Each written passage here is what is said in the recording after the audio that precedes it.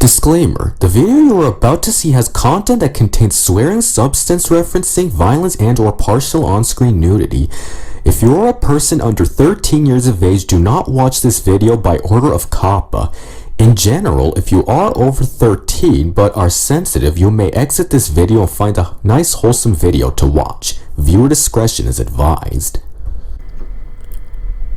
Hey there guys, Jordan here, back with another reaction video, and it's going to be another death battle, and this death battle is going to be SpongeBob versus Aquaman, Nickelodeon versus Super Friends.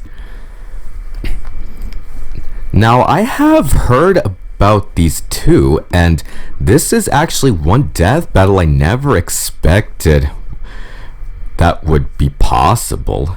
But sure enough, here it is. So, I don't know much about Super Friends Aquaman, but SpongeBob I believe needs no introduction because I actually grew up with SpongeBob. So yeah, I personally know all about the show like the back of my hand. However, like the previous death battles, I will remain neutral here. I won't let my bias take control of me. So, without further delay, let's see how it goes.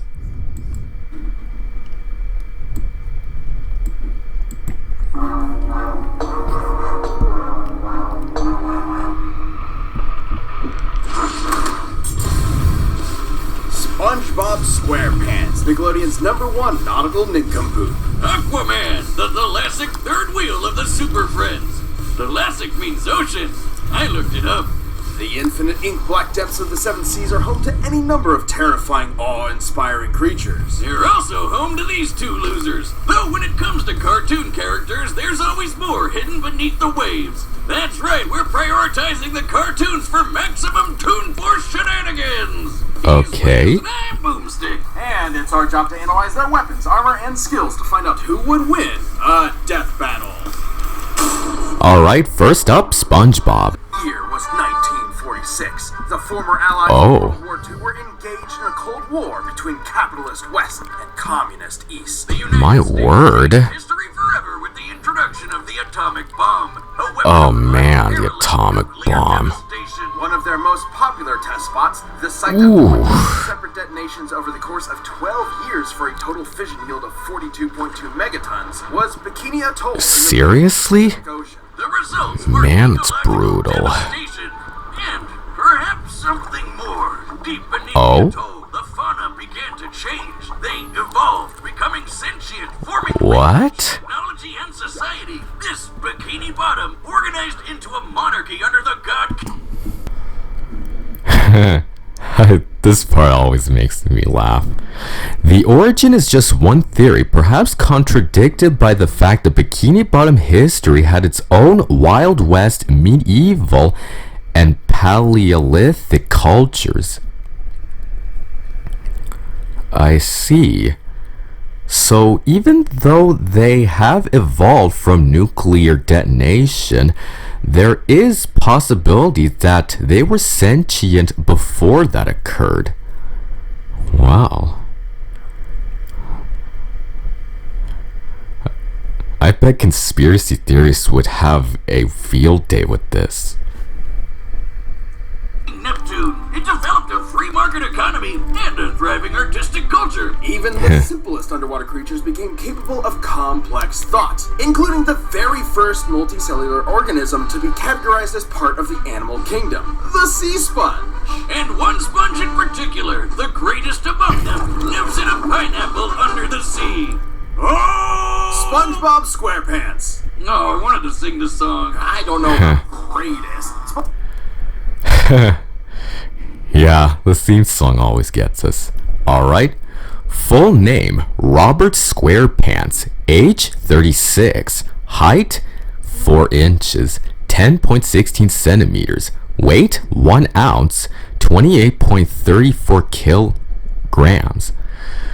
Krusty Krab Employee of the Month, honorary town rookie of the day, lives in a pineapple under the sea, outlived the Bikini Bottom apocalypse. My word. I've known SpongeBob for years, but that seems to be a lot of background compared to what everyone has known about him so far. Well, I knew about the rest, but I didn't know about Outlive the Bikini Bottom Apocalypse. So yeah, that's something new. SpongeBob may headline one of the most popular children's cartoons of all time, but he's a total dork. He's a painfully naive man-child whose only ambition in life is to continue his minimum wage job as a fry cook at the Krusty Krab. Really sounded like a Squidward there, Wiz, and no one wants to be a Squidward. Prince Robert might not have the flashiest life, but he's happy, and that's what matters, ain't it? Not That's true. It doesn't. SpongeBob is routinely... In Battle for Bikini Bottom, SpongeBob replenishes health by finding clean underwear. That implies that he shits himself every time he takes damage. Oh. Well, given how his true nature is, I suppose it couldn't be that far-fetched. So, yeah, I guess that could be taken into consideration. Physically incapable of even the most basic tasks. Almost like anti-Toon Force. He's the biggest wimp in town, like the time he failed to lift a glass of lemonade, or the time a school bully gave him diarrhea, or the time he effortlessly rotated the entire planet. Oh, we're in for some shit now, aren't we? Despite being a real sea creature, SpongeBob is more like a kitchen sponge. Absorbent and yellow and porous is he, after all. He can stretch and shapeshift his body any way he likes, duplicate himself through asexual reproduction, and absorb immense amounts of liquid. Wouldn't he always be full, though? From an entire lagoon to... oh god, enough water to replace the moon? Oh, and for some Whoa. reason he has an insane healing factor. Powers and abilities: sponge physiology, liquid absorption, shape-shifting, duplication, regeneration, flight and teleportation, imagination, fourth wall interaction, goofy goober rock, Toon Force. Yeah, SpongeBob certainly does have some impressive powers and abilities, though I'm not sure if they'll be enough, since he still has the opponent to face. Well, when we see him, we'll know how his powers and abilities compare. He survived being torn in half, vaporized, having his soul removed from his body, and literally being unraveled out of existence. Okay, I think we're good. We can just end the rundown here. No. Though he looks as though he's disappeared, his disembodied laughter can be heard as the episode ends, proving he's still alive in some fashion even after being unraveled. It's true, the world of SpongeBob isn't bound by the laws of physics, so even if he does disappear, his consciousness still remains, and you can even hear it through its laughter. So yeah, it seems that nothing can make him disappear because he always comes back. I need to see how deep this rabbit hole goes. Perhaps his most mind-bending ability is his control over... bubbles. No, stay with me. This is unbelievable. Like a soapy Green Lantern ring, his bubbles can become anything he wishes. From guided cruise missiles to sentient life and entire bubble societies. That's a pretty similar effect to his magic pencil, which can draw anything he wants into existence and erase it from reality just as easily. The pencil was so powerful, SpongeBob sent it back to the surface where it belonged. But in later seasons, he still just has it for some reason. And finished. I call him Doodle Whiz. Whiz, he's just like you, but I made him with a pencil. I'm calling the police. Oh! Even the mundane becomes godlike in SpongeBob's yellow hands, like his reef blower, which hoovered up the entirety of Earth's oceans in seconds and then exploded on top of SpongeBob all at once. It's estimated the entire mass of Earth's oceans is about 1.5 quintillion tons. Considering Wow. we fill the planet in about 1 second, that'd be a kinetic energy of over 6,000 yotatons. That's God enough energy damn. to Jupiter 13 times over.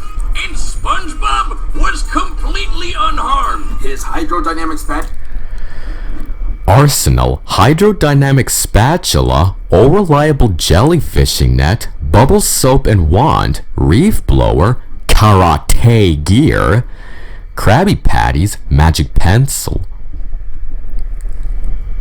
Wow.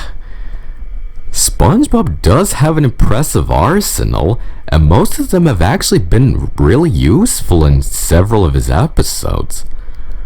But then again, Aquaman's arsenal might take over SpongeBob's arsenal. Well, we'll see how it goes.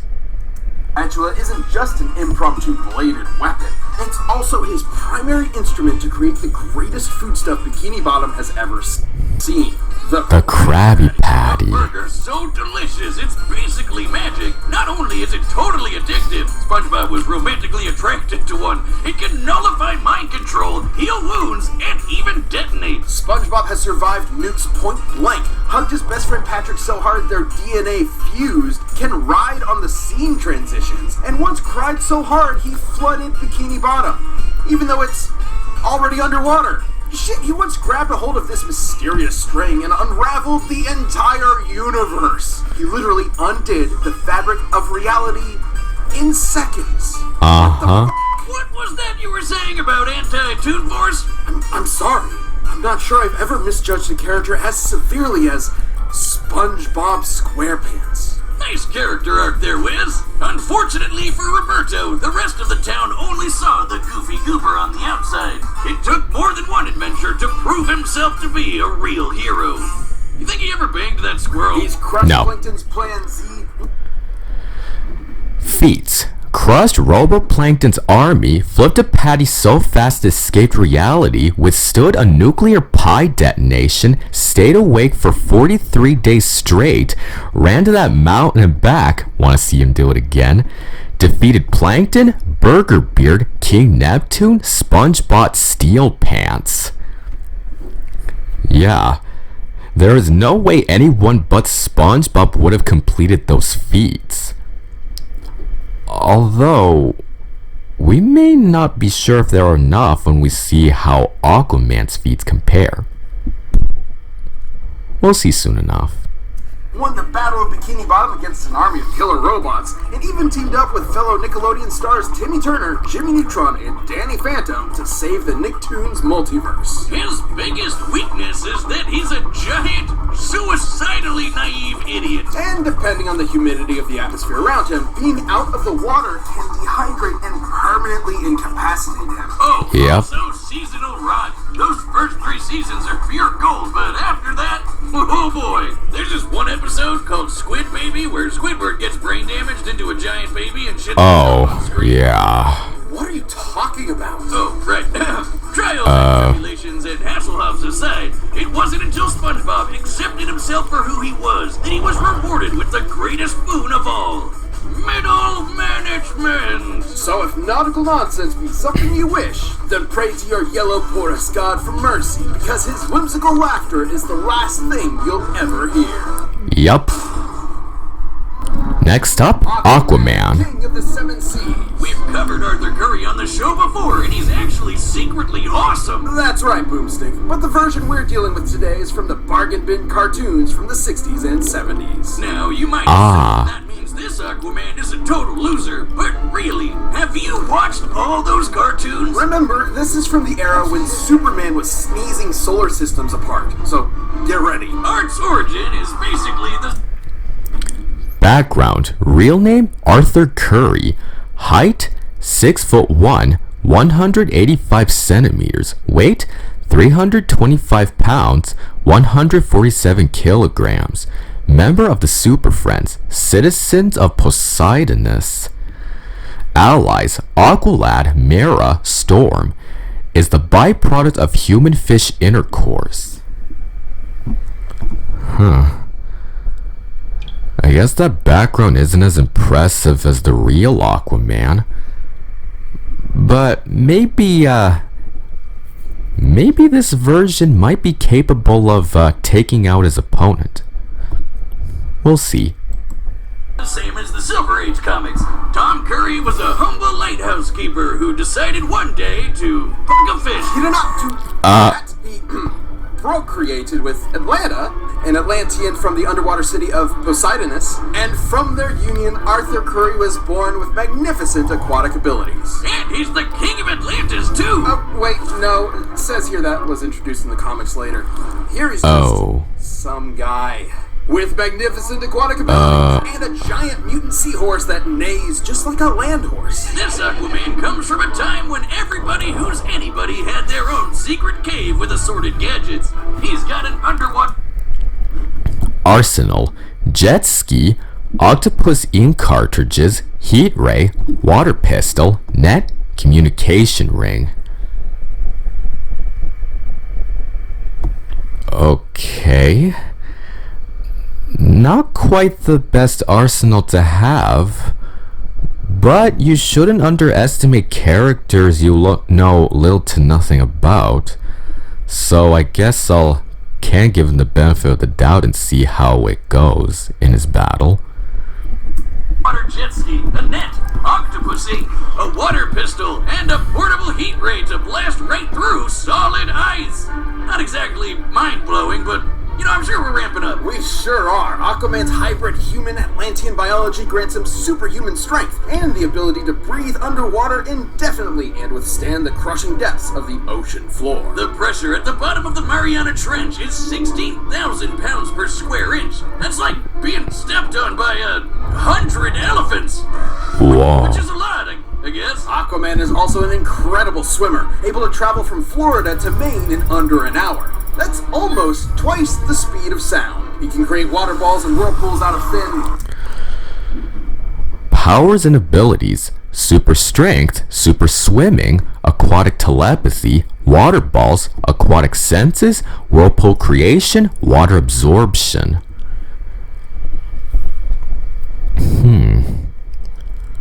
Well, I suppose those powers and abilities can be useful in a way. Although I'm not sure how he'll do this for this battle. But we'll see how they go.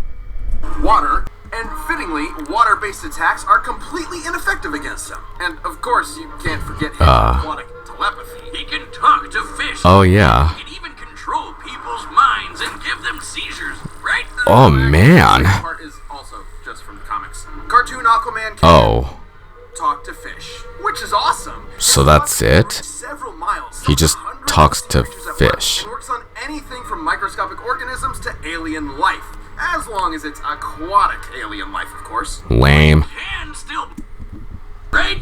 Kind of. He can free them from mind control and even influence their emotional state to some degree, but besides that, there have been times when sea creatures have just ignored his commands outright. Wheels, I'm straight with you. You haven't said anything remotely mind-blowing yet. Does this Aquaman actually suck? Hold your seahorses. Aquaman's exploits were so world-renowned, he banded together with Earth's mightiest heroes to form a team capable of defending the planet, nay, the universe, from any threat. The Super Friends! The Super Friends! They're like the dime store knockoff version of the Justice League. What? No, you've got heavy hitters like Superman, Wonder Woman, and Batman. Keep going. Flash, Green Lantern, Uh-huh. Apache Chief, Samurai, Black Vulcan, the Wonder Twins, and their pet monkey Gleek. Wiz. Stop. You're embarrassing yourself. No, wait, his best direct strength feat was when he, moved some trash. About 50 metric tons of it. The jokes write themselves, huh? Okay. Fun fact, Aquaman once enrolled in an American college under the name Mr. Waterman. So we're working with a pretty hefty IQ here, huh? So he's lame, inarguably completely lame. I was convinced I'd fight some crazy, insane Popeye punching out the animator feet somewhere, but no! He sucks! He actually sucks! His best feat is literally garbage! I'll take over from here, Wiz. Aquaman is a bit of a joke. Feats defended Atlantis from countless threats, moved 50 metric tons of garbage, lifted a giant boulder said to be faster than a barracuda, dodged laser beams, teamed up with a Kryptonia beast Rokon, defeated Black Manta, Nepto, Vasa, Undyne. Okay. Not quite the impressive feats I was expecting from this version of Aquaman, but maybe they could be just as capable as what SpongeBob did with his feats. Yeah, we'll see how they go. Oh, sure, but he's not completely useless. He's dodged laser beams, defeated a living Titanic by luring it into an iceberg, seriously, and beaten this water elemental Undyne, who looks like a gorilla for some reason, by summoning seagulls to... Another elemental, Sylph, summoned a blizzard to completely freeze an oil refinery. Based on its size and the volume of ice, this would be an energy of 2.9 kilotons of TNT. I see. So a different elemental was able to freeze an oil refinery solid with just summoning a blizzard. Okay, that's interesting to know. Held her with clamshells. He once even outswam this Kryptonian pterodactyl monster, Rokon, who flew from the edge of the galaxy to Earth in about 15 seconds. Wait, really? Okay, now we're talking. That'd be over 55 billion times the speed of light, and Aquaman swimming clearly outmatched that. It doesn't matter if it looks lame. You get one, buddy. And hey, he could probably kick your ass, person that's watching at home, so that's something. Well, not if he's on dry land. If he's out of the water for even 1 hour, he dies. Never mind, person watching at home, just hide for a bit, grab some lunch, and then stomp on his corpse. But is raw power really what makes someone a hero, or is it the drive to help others, to be of service, to sacrifice? That's what a hero is to me, and I'd say Aquaman's got as much of that as there are drops of water in the ocean. He's about to die. Yeah. The combatants are set. We've run the data through all possibility. One possibility. It's time for Aquaman's funeral! Let's get started. Aquaman's funeral. Oh. Mermaid Man? Wait a second, you're not Mermaid Man. The name's Aquaman, evildoer. Evildoer? I'm a hero. I saved this city. There's only one real hero here, Fiend. And he's a super friend. You see, sir, I'm a sea sponge, and a porthera, and you can't just... Whoa. How about a little karate, waterman? It's Aquaman! Ooh. Of course, he's a sea creature. And as the king of the seas, he's mine to command. Oh. I wasn't just reaching out to you, Sponge. Let him have it, chums!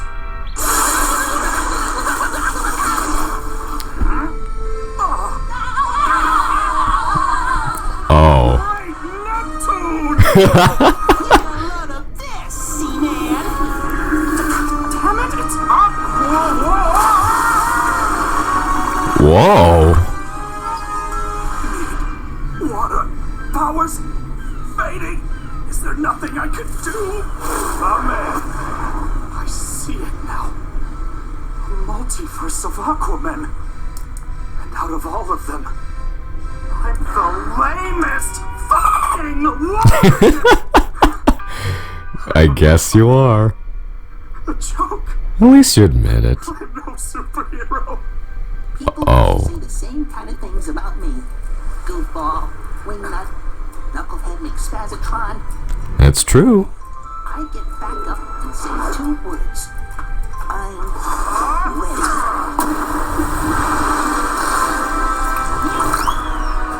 Oh. Best hero win. Whoa. Oh. What?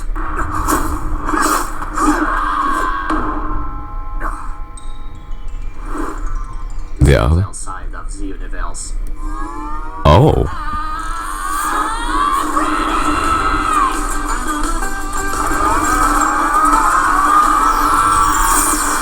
I'll prove it to you. I'll be a real superhero. Oh. Here it comes. Whoa.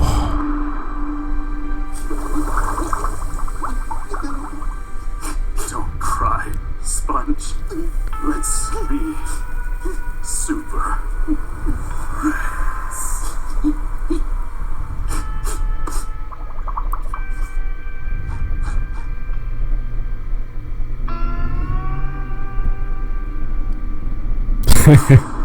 KO! What is it with ridiculously OP nautical-themed cartoon characters on this show, Wiz? This was an incredibly close fight.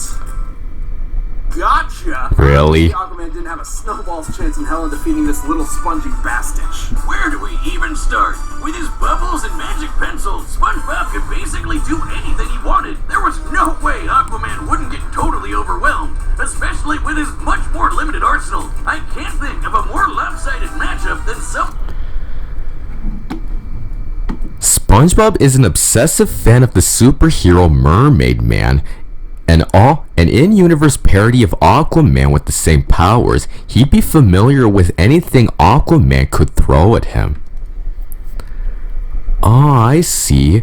So Mermaid Man is a parody of Aquaman, and so SpongeBob would be familiar with Aquaman's powers because Mermaid Man has similar powers like Aquaman. I guess that makes sense. Someone whose main attack is throwing water against a sentient sea sponge. Aquaman's only potential option was his telepathy, but as we've covered, it's far less powerful than his comic counterpart. There's no reason to believe SpongeBob wouldn't just ignore Arthur's commands. Even if it was straight up mind control, SpongeBob's Krabby Patties straight up cancel mind control. And really, nothing Aquaman had could overcome Bob's utterly broken regeneration. The little yellow dude has survived being completely disintegrated into dust and even erased from reality. All Aquaman can do is punch kind of hard, and even that's basically useless against Bob's squishy body. Maybe Aquaman could have found a way to dehydrate SpongeBob enough to keep him permanently incapacitated, like when he and Patrick were trapped in Shell City. But that would require the fight to take place out of the water, which messes Aquaman up way harder than it does SpongeBob. And it also requires the fight doesn't instantly end up with SpongeBob karate chopping Aquaman at 10 zillion times the speed of light, splattering his atoms against Saturn. Cause yeah, Wow. remember when SpongeBob unraveled the universe? Considering the... No, I'm sorry, I need to do this one. This is fucking insane. Compared to Okay. SpongeBob's size, the string's width is about 192 micrometers. We can use that to find the volume of, say, 1 meter of string, and compare that to the volume of the entire observable universe. Considering it took SpongeBob about 5 seconds, he would have had to be pulling at 8.2 times 10 to the 78th power times faster than light. Wow. Many times faster than light as there are atoms in the universe. This is the fastest calculable speed feat in our show's history. And it belongs Wow. to SpongeBob SquarePants. But do you think he could take on comic book Aquaman? Have you been listening to anything I've been saying? Good point. Because let's not forget, Of course I didn't forget. that string feat also destroyed the entire universe. And stuff like that is actually consistent. SpongeBob is literally aware of the fourth wall and has rewritten the plot of his own story. Results: SpongeBob SquarePants, absurdly stronger and faster, absorbs water attacks, immune to telepathy, infinite potential with powers, cannot be killed by Arthur. Disadvantages: dumbass. Okay. Aquaman won the moral victory. Everything else, Lamau. Yeah, it seems there was no context. No contest. Yeah, SpongeBob basically won everything hands down, and Aquaman didn't stand a chance. As he's living it. Screw the pencil or the bubbles. He can just will whatever he wants into existence from his imagination. He's a god. A yellow, spongy god of death. And that's why he beats Goku. At least Arthur finally got to be a real hero. And at the end of the day, that's what matters. Yeah, sure, whatever, pal. He's dead. Too bad for the King of the Seas. That sure was one sweet victory. The winner is SpongeBob SquarePants, our god. Congratulations, SpongeBob. Thank you for watching. Stay tuned. We'll be jumping into the next matchup next week. But you can always get more Death Metal right now by clicking one of those boxes right over there and by downloading the battle music linked down below. Next time. Oh.